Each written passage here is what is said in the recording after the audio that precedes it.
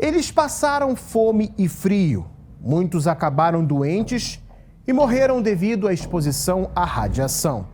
Após anos sem ver seus familiares e terem abandonado uma carreira promissora em países ocidentais, estes cientistas chineses conseguiram o que mais almejavam: a construção da primeira bomba atômica de seu país. Neste vídeo você vai ver em detalhes como a China conseguiu superar inúmeras dificuldades e construir sua primeira bomba atômica. Uma história fascinante que demonstra o quanto mentes brilhantes sacrificaram muito pela defesa de seu país. Fique até o final e deixe o seu comentário. No início da década de 1950, a China era um país devastado. A Guerra Civil havia terminado apenas em 1949, com a vitória do Partido Comunista liderado por Mao Tse-tung. O país era essencialmente agrícola, pobre e com uma infraestrutura quase inexistente. A revolução prometia soberania e modernização, mas o caminho para isso seria árduo demais. No coração dessa reconstrução, Mao Tse-tung concebeu um projeto audacioso e também simbólico: transformar a China em uma potência nuclear. A decisão não nasceu apenas de um desejo de prestígio. Em 1950, a Guerra da Coreia estourou e os Estados Unidos ameaçaram repetidamente usar armas nucleares contra o exército chinês que lutava ao lado da Coreia do Norte. Para Mao e seus conselheiros, isso foi o despertar brutal de uma realidade. Sem armas nucleares, a China estaria sempre vulnerável. Nascia, assim, o embrião do programa nuclear chinês. Nos primeiros anos da nova República Popular, a China não tinha capacidade científica para construir uma bomba atômica, mas ela tinha algo precioso: brilhantes filhos seus que estavam vivendo no exterior. Centenas de cientistas chineses trabalhavam e estudavam nos Estados Unidos, na França e na União Soviética, formados nas melhores universidades do mundo. Entre eles estavam nomes que se tornariam lendários: Qian Sanqian, Deng Jianqiao, Yu Min, Zhu Guangya, Peng Huangwu, entre muitos outros. Esses homens poderiam ter permanecido no conforto das universidades ocidentais, mas foram movidos por uma ideia quase mística de dever nacional. Com o triunfo comunista em 1949, muitos abandonaram cargos prestigiosos e bem assalariados, laboratórios equipados e vidas seguras para regressar a um país arrasado e faminto. O retorno foi difícil e, para alguns, trágico. Muitos eram vigiados. Sua longa permanência no exterior lhes tornou suspeitos de espionagem e, assim, eles tiveram de reconstruir tudo do zero, além de ganhar a confiança do seu próprio novo governo. Quando a liderança chinesa decidiu que era estratégico e urgentíssimo desenvolver armas nucleares, o país não construiu o programa indo atrás de qualquer cientista. Houve uma seleção deliberada de físicos teóricos, engenheiros e técnicos de alto nível, muitos dos quais já eram formados em universidades ocidentais ou soviéticas. Figuras-chave como Qian Sanqian, organizador e coordenador, Deng Jiaxian, pai da teoria da bomba A, e Yu Min, já o pai da teoria da bomba H, passaram a ser chamadas a servir num projeto que combinava recrutamento centralizado, prioridades políticas e avaliação técnica rigorosa. Qian, por exemplo, já havia criado institutos e redes científicas, inclusive em Paris, e foi aproveitado como ponte entre ciência acadêmica e comando estatal. Essa fase inicial combinou convites periódicos a especialistas, sendo que muitos voltaram voluntariamente ao país, com seleção interna de jovens talentos recém-formados para formar equipes em bases secretas. O primeiro impulso técnico em direção à bomba atômica veio da União Soviética. No espírito de amizade socialista, Moscou enviou especialistas, equipamentos e também plantas de reatores experimentais. Em 1955, os dois países firmaram o chamado Acordo de Cooperação Atômica Sino-Soviética, que previa treinamento, transferência de tecnologia e construção de um pequeno reator de pesquisa em Pequim. Durante alguns anos, o avanço foi notável. Parecia que a China teria sua bomba com a ajuda soviética muito em breve. Mas em 1959, tudo desmoronou. O rompimento ideológico entre Mao e Khrushchev levou à retirada abrupta de todos os especialistas soviéticos da China. Os projetos foram levados embora, os laboratórios ficaram incompletos e a China ficou isolada e sem suporte técnico. Assim, o sonho nuclear parecia condenado. O isolamento coincidiu com um dos períodos mais sombrios da história chinesa. O grande salto para frente, desde 1958 até 1962. A política de Mao, que pretendia industrializar o país rapidamente, acabou gerando uma das maiores fomes da história. Milhões morreram de inanição. Mesmo assim, o governo manteve o financiamento do programa nuclear. Era um paradoxo cruel. Um povo morria de fome enquanto uma bomba era construída. Mas os cientistas sabiam que não havia escolha. Para Mao, a bomba era mais que uma arma. Era um símbolo de sobrevivência e soberania. E foi nesse contexto que nasceu o lendário Projeto 596. Com o fim da ajuda soviética, os laboratórios foram transferidos para locais bastante remotos. A base 221, em Qinghai, e o polígono de testes de Lopnur, em Xinjiang. Essas regiões, frias e áridas, eram praticamente inabitáveis. Os cientistas e técnicos foram transportados em trens precários e caminhões com barris de urânio e livros científicos como bagagem. Ao chegar, encontraram apenas areia, vento e silêncio. Sua primeira missão era construir ali laboratórios subterrâneos, dormitórios e oficinas, escavando o solo com as próprias mãos. Devido ao caráter altamente sigiloso, a esmagadora maioria dos órgãos do governo chinês não tinha ideia do que os cientistas estavam fazendo no meio do deserto. Toda a carga transportada até eles era levada de forma escondida. A alimentação era escassa: arroz, farinha e, às vezes, pão mofado. No inverno, as temperaturas caíam a menos 30 graus Celsius e muitos dormiam com os jornais dentro das roupas para reter o calor do corpo. Os acampamentos da base 221 ficavam a altitudes elevadas, cerca de 3.000 metros, com vento cortante e ar rarefeito.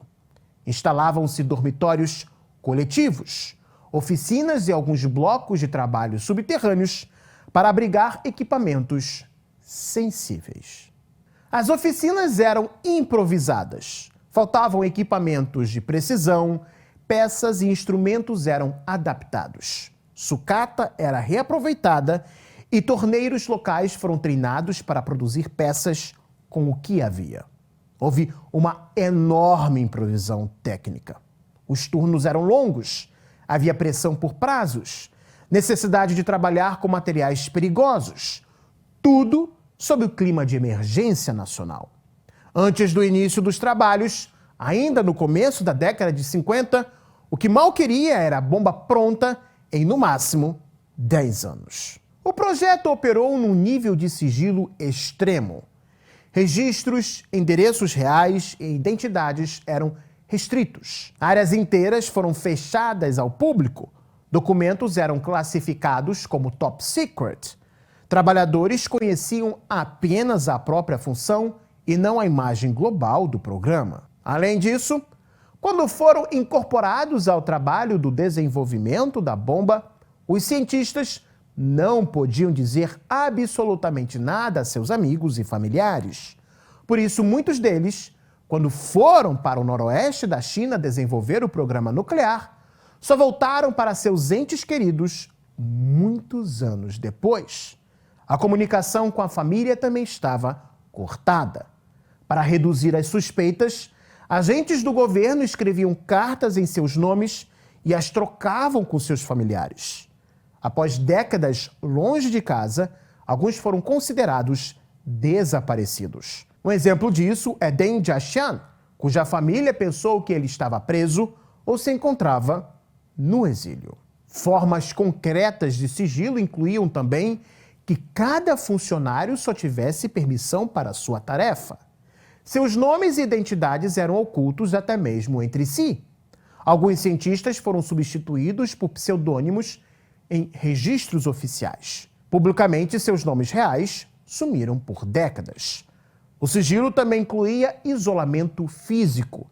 As instalações eram em regiões remotas, com viagens rigorosamente controladas. Esse nível de sigilo produzia um efeito colateral humano. Famílias sem informação, impossibilidade de buscar ajuda externa em caso de saúde e relatos de isolamento emocional. Um ditado entre os cientistas dizia: "A glória é da pátria, o anonimato é o nosso destino." Mesmo assim, eles trabalhavam por 10 a 12 horas por dia, resolvendo cálculos à luz de lamparinas, desenhando fórmulas com carvão nas paredes. Eles não possuíam praticamente nenhum tipo de tecnologia para seu auxílio já existente na época. Quando alguns deles se encontraram instalados em cavernas na região desértica, tinham que se proteger do gelo dentro delas. Algumas de suas anotações ficavam molhadas, com gotas de gelo derretendo. Para secar as anotações científicas, eles usavam fogueiras. Além disso, não havia uma cultura consolidada de segurança radiológica, tampouco equipamentos adequados de proteção individual. Os cientistas e técnicos trabalhavam em ambientes frios, empoeirados e frequentemente contaminados, sem ventilação e com níveis de radiação que hoje seriam considerados críticos. O Estado chinês priorizava resultados acima da segurança. De acordo com memórias de veteranos publicadas pela Autoridade de Energia Nuclear da China e pela agência de notícias Xinhua, o lema informal da época era: "Trabalhe primeiro, pense na segurança só depois." O programa era tão secreto que não havia inspeções externas nem protocolos padronizados de monitoramento radiológico.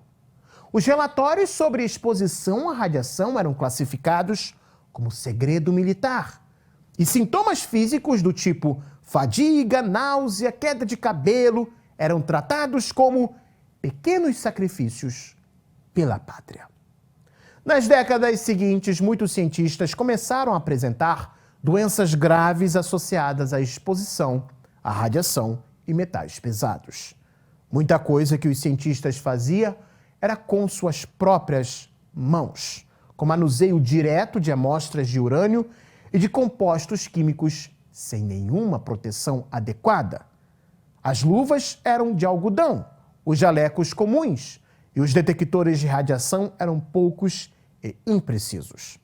Não existiam laboratórios selados nem exaustores. A poeira radioativa circulava livremente. Mesmo cientistas que trabalhavam apenas com cálculos teóricos, como Yu Min, um dos pais da bomba de hidrogênio da China, sofreram danos físicos por condições extremas.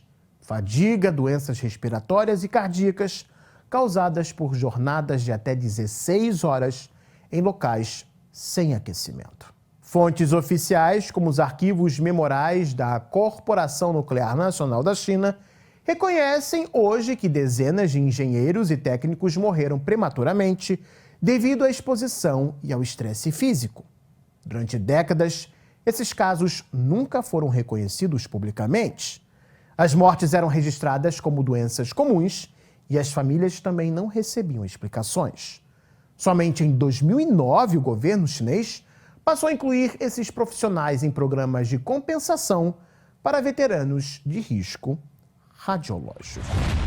Apesar da pobreza, o avanço científico foi espantoso.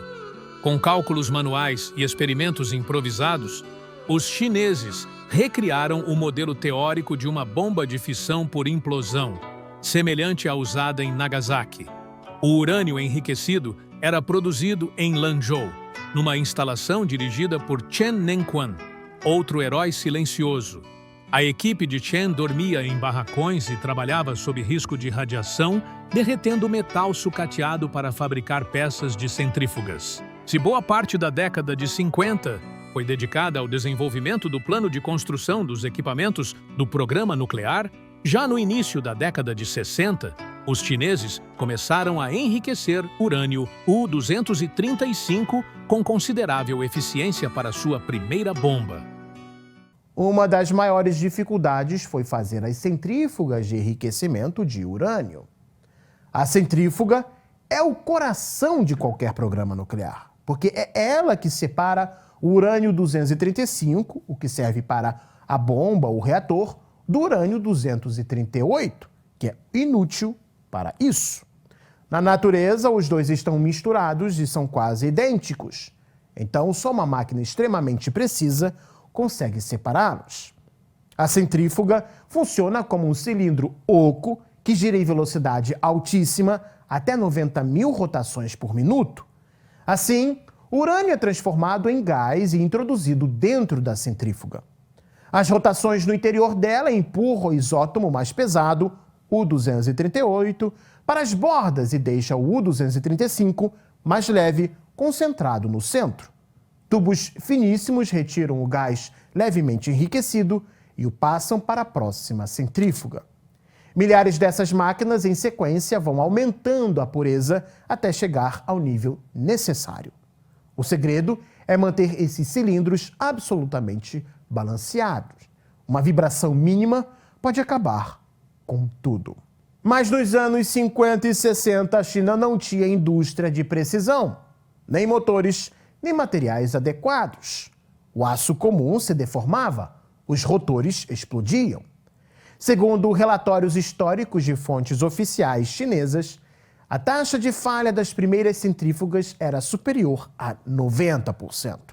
As centrífugas exigiam ligas ultraleves e resistentes, com alumínio de alta pureza ou ligas de berílio, inexistentes na China da época. Os engenheiros reutilizavam peças de aviões e motores para improvisar. Esses materiais não resistiam à tensão de rotação, o que causava colapsos mecânicos. O chamado Instituto 504 em Lanzhou teve que criar mais de 500 protótipos de centrífugas, refinando lentamente a tecnologia. Ou seja, foram centenas de tentativas até chegar a uma centrífuga mais eficiente. Em 1963, a China conseguiu finalmente enriquecer urânio acima de 20%, o suficiente para testes laboratoriais.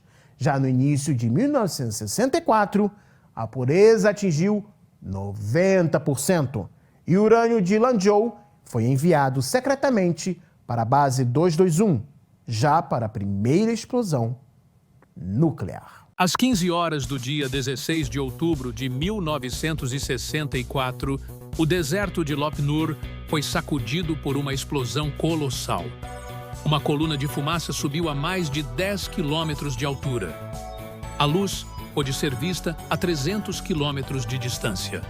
O mundo inteiro ficou em choque. A China havia testado sua primeira bomba atômica.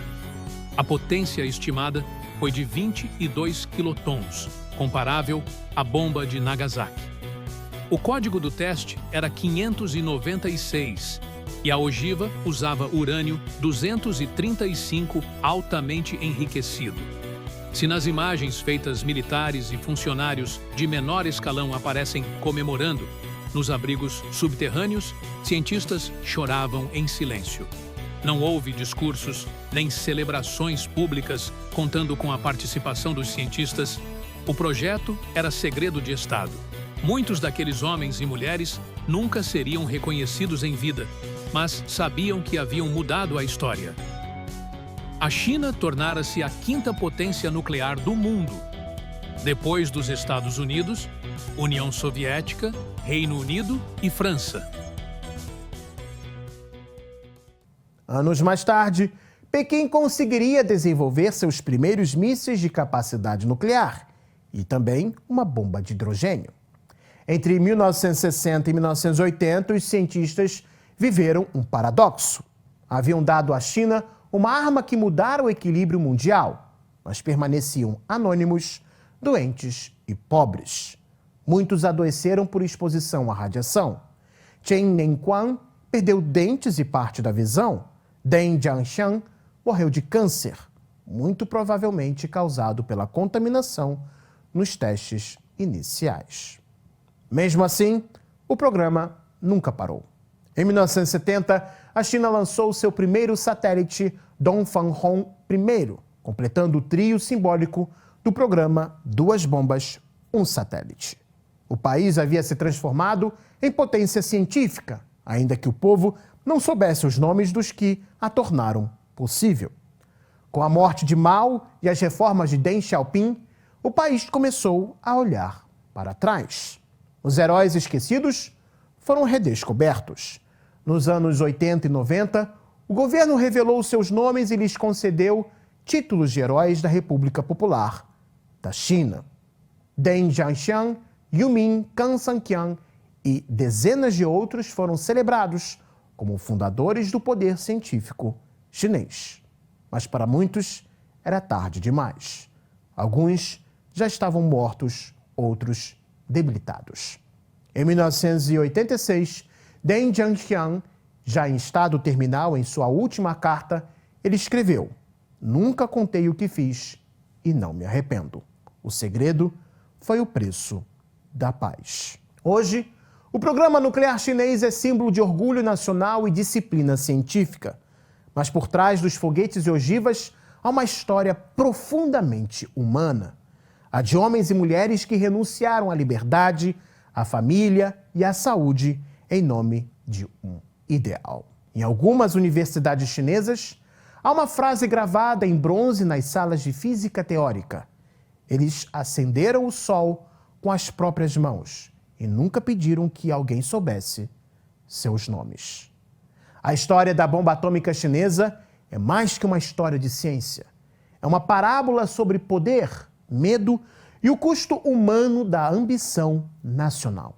Cada cálculo feito à luz de uma lamparina, cada noite congelada em Xinjiang, cada carta não enviada à família, tudo isso foi parte de um sacrifício coletivo que mudou o destino de uma nação.